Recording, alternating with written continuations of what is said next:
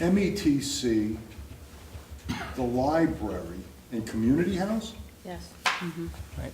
all kind of, you're putting aside ownership of buildings, all fall into a different category in terms of the funding mechanism. And that's the part that gives me cause for pause as I go through all of this. And I'm not sure where I come out on it yet, except to say that I'm not convinced by the argument that it's a quote-unquote borough-owned building, because that's clearly not applicable to community. No, you're right. So, yeah, I don't know what to tell you, other than to express that as a concern. John, I think you've made a valid distinction. I'm not so sure where it gets us, but I think it's something we need to think about. Typical lawyer, right? No, I think it was an astute distinction. I also agree with Jeannie's point. I'm concerned that I don't know how important a decision this really is, but I'm concerned that we make it for the wrong reasons. If there is concern on the part of some council members about commitments made to the library and what impact this would have on the library budget, I think there are other ways to deal with that. I think you need to make this decision on a principled basis for this decision, what impact it has on the budget, in-cap spending, whether we're going to have to raise the electrical rate taxes higher, which I agree with Jeannie, I would rather not do.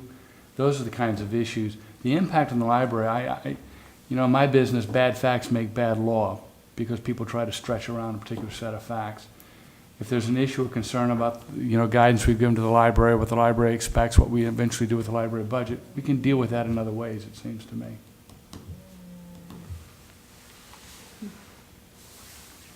Well, maybe I could refocus the argument back on the tax exempt versus the taxable property, because I think that's probably the core principle, removing the ownership where, Thursday Morning Club, if you compare that to the library, you're right. We don't own it, and we pay their water bill and electric bill. That's probably the worst example to support, the argument.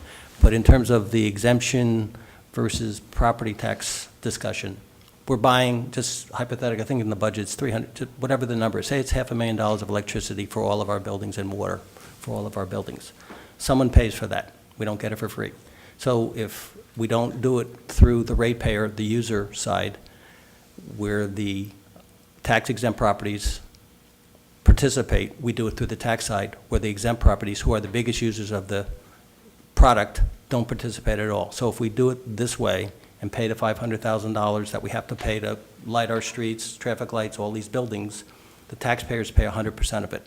And the tax exempt properties don't participate 0% in terms of that, because they don't pay property taxes. If we shift it to the utility side, where they are our largest users of product, and it's factored into a rate increase, they pay a percentage proportionate share greater than everybody else, because they're our largest users of the product. So it's a way of balancing the equity between the taxpayers paying 100 cents on the dollar to heat and light our buildings, and the tax exempt properties who don't pay taxes paying a share, because Drew, for example, is our largest user of energy, and they're now going to pay a higher cost for that product. That's a philosophical the way I'm approaching it, looking at a way to balance the equities. And at the same time, it also resolves some other satellite issues. But it's just a different philosophy, but it's your That decision. makes sense to me, though. That makes sense.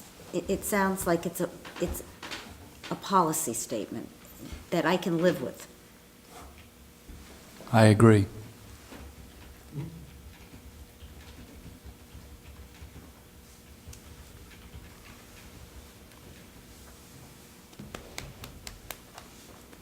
What- Thank you. Go ahead. Yeah. I understand Ray's statement, and what I'm missing, and I'll obviously need some help on this, is how, I guess I'm not grasping how that is a rationale for what's in the agenda rec. Because what we're talking about in the agenda rec, aren't we in effect saying that we're gonna pay those charges? with tax dollars?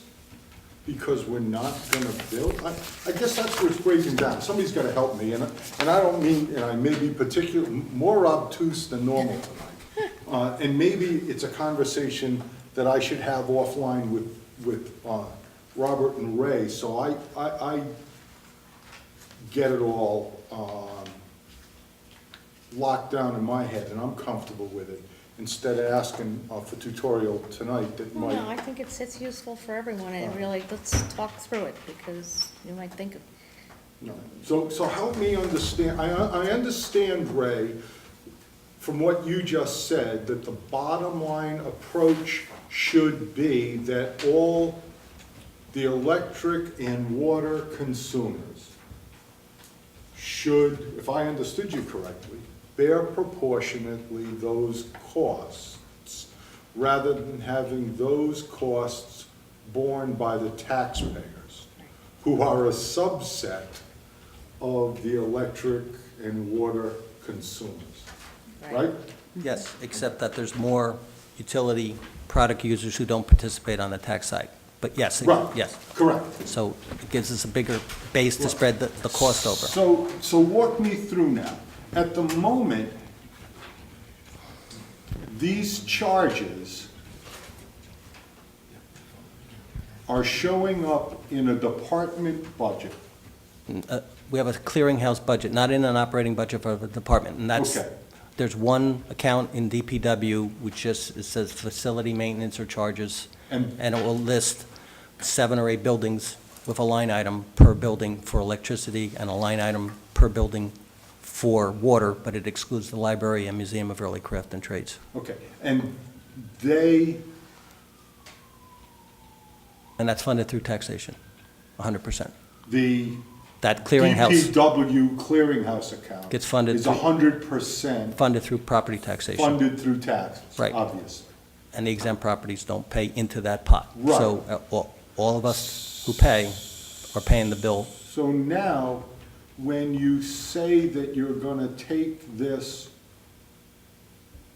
out of the cap, is what Well, your what the ordinance is in effect, or what this recommendation seeks to do, is take it out of the cap by how?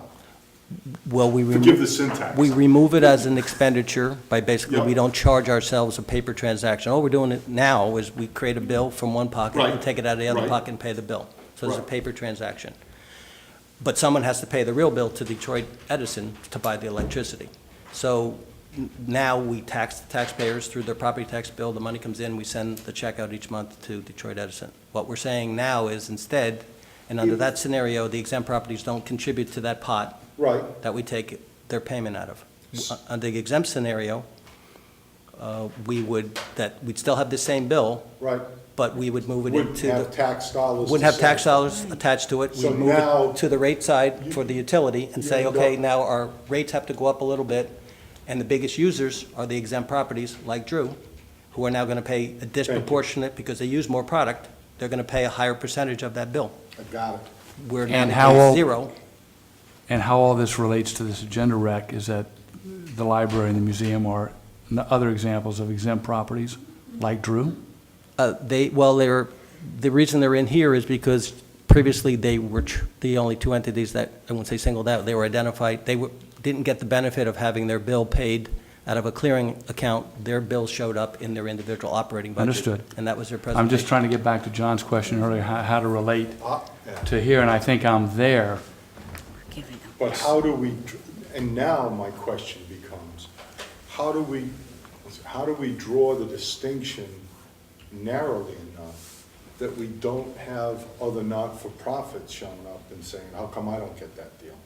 Because it's a borough-owned. Borough-owned building. The only- property. The only One oddball is is the Thursday. Thursday Morning Club. And how that came about, So what are you Who knows? saying, we're grandfathering them in effect? I guess so, yeah.